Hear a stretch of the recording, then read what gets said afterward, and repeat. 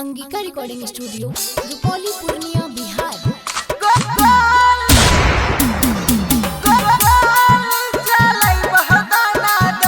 अरे जा जा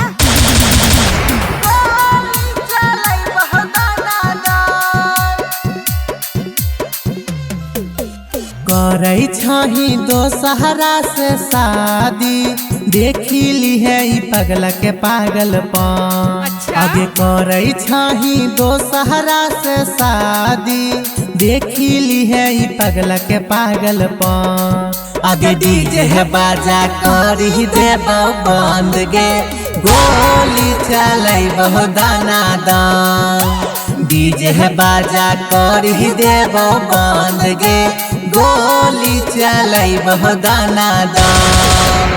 अखिया के सोझा हुए न देबो, बाप चाचा के समधि मिला।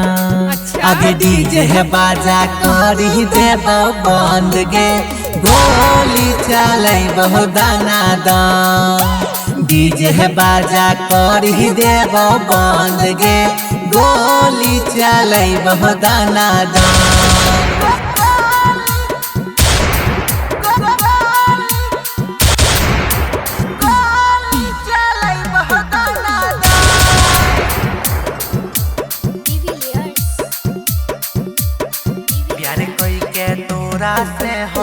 प्यार कोई के तोरा से हम कर ले लियो गलती, धोखा दे के है हमारा किए महाराई छी पलटी गे सोना।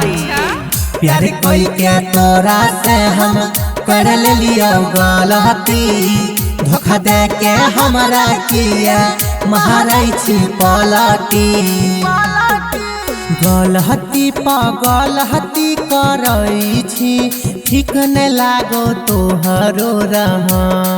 आगे डीजे है बाजा करी देबो बंद गे, गोली चलाई बहु दाना दान। डीजे है बाजा करी देबो बंद गे, गोली चलाई बहु दाना दान।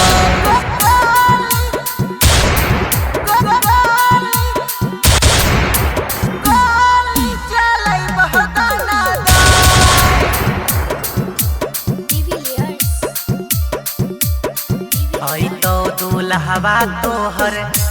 तो दूल्हवा तोहर चढ़ी के गाड़ी गे, मारबौ मुसरवा के देबो मुकन फाड़ी गे, देबो मुकन देख ली है।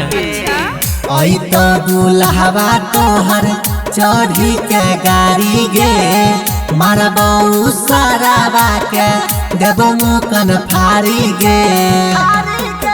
राइटर राहुल रौशन कहो, ढेर भेलो होतो ने अब सहन। आगे डीजे है बाजा करी देबो बंद गे, गोली चलाई बहु दाना दान। डीजे है बाजा करी देबो बंद गे, गोली चलाई बहु दाना दान। अरे जा जा अंगिका रिकॉर्डिंग स्टूडियो रुपौली पूर्णिया बिहार।